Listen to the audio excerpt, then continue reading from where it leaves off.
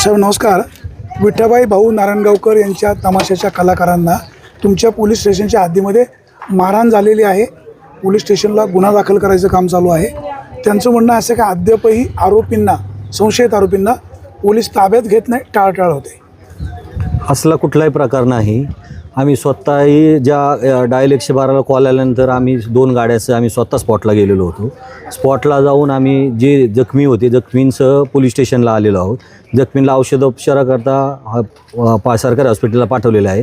गुन्हा दाखल करायचं काम चालू आहे आणि गुन्हा दाखल केल्यानंतर जे त्याच्यामध्ये आरोपीचे नाव निष्पन्न होतील त्यांना रीतसर पद्धतीने अटक केलं जाईल. साहेब मारहाण खूप मोठ्या प्रमाणात झालेली आहे. आरोपींची काही नावं समोर येत आहेत का, किंवा तुम्ही ताब्यात काही लोकांना घेतलंय असं कळतंय? त्यांची काही नावं वगैरे समोर आलीत का? नाही, अजून आमच्याकडे आरोपीची नावं नाहीत. तुम्ही आरोपीची ओळख अजून आम्हाला पटलेली नाही, कारण फिर्यादी या आरोपीला ओळखत नाही.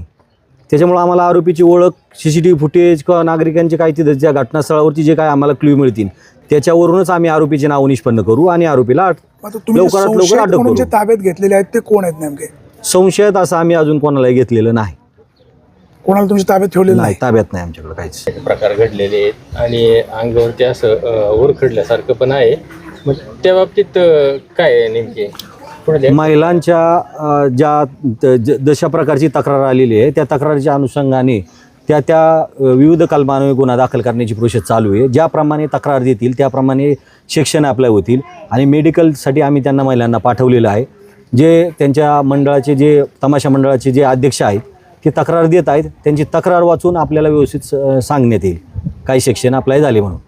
कारण ते किरकोळ होतं, ते फक्त गाडीला धक्का लागण्याचं कारण होतं काहीतरी, परंतु त्याच्यातून एवढी गंभीर मारहाण झाली. आता ह्या सगळ्या तमाशा कलावंतांचं म्हणणं आहे का जास्तीत जास्त कलम लावून किंवा त्याच्यावरती कारवाई झाली पाहिजे, कठोर कारवाई झाली पाहिजे अशी त्यांची मागणी. त्याबद्दल काय सांगाल साहेब तुम्ही? कायद्याला जे अभिप्रेत आहे त्याप्रमाणे ज्याप्रमाणे तक्रार येईल आणि जे सेक्शन अप्लाय होतील तेच सेक्शन अप्लाय होतील. त्याच्या पलीकडे आम्हाला ज्या प्रतिबंधक कारवाईचा जो अधिकार दिलेला आहे कायद्याने त्याप्रमाणे सगळ्या कारवाई होतील. आणि 100% आत्तापर्यंत मी आल्यापासून माझा शब्द असतो की मी गुन्हा दाखल करण्यासाठी जे कायदेशीर तक्रार असेल त्याप्रमाणे गुन्हे दाखल होतील आणि त्याचप्रमाणे कारवाई होईल. इतरत्र काही होणार नाही. तर तुम्ही मागाशी आम्ही जो आपण आतमध्ये भेटलो तेव्हा तुम्ही म्हणाले होते की दोघांना आम्ही ताब्यात घेतलेलं आहे. दोघांना नाही ताब्यात घेतलेला. आम्ही स्पॉटवर गेलेलो होतो. अजूनही आमची प्रोसेस चालू आहे. आमच्या पुतण्याला इथं आणलंय. ते आता ते विरोधी ज्या गाडीची काही तुमचा कट लागलेला त्याच्यावरून वाद आहे तर ते पण लोक आलेले आहेत. तर त्याच्यातले ते आहेत. मला आयडेंटिफाय करणं गरजेचं आहे, कारण इनोसंट कायद्याला अभिप्रेत काय आहे की जो खरा आरोपी आहे त्याला शिक्षा व्हायला पाहिजे, दुसऱ्याला त्याच्यामध्ये ओढलं गेलं नाही पाहिजे. त्यासाठी मला तुम्ही म्हणता की गडबड करून याला अटक करा त्याला अटक करा म्हणणार पण नाही. ऐका, मी सांगतोय ना, मी याच्यात असा अभिप्रेत आहे त्याप्रमाणे मला वागावं लागेल आणि नियमाप्रमाणे जे आहे त्याप्रमाणे मी करीन. गुन्हा दाखल झाल्यानंतर माझी पुढची प्रोसेस चालू. सर, स्वर्गीय विठाबाई भाऊ नारायणगावकर यांना राष्ट्रपती पारितोषिक मिळालेलं आहे. तुम्ही संपूर्ण महाराष्ट्रामध्येही फळमालक मंडळी किंवा कलाकार असतात, याचा भविष्यात आक्रोश वाढू शकतो. तुम्ही फळमालकांना, कलाकारांना काय आश्वस्त कराल?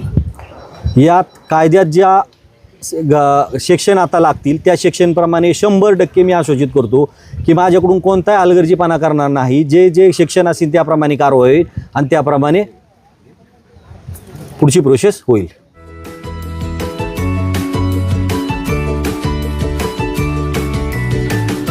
बातम्या शेतीच्या, बातम्या मातीच्या, बातम्या अन्यायाच्या, गुन्हेगारीच्या,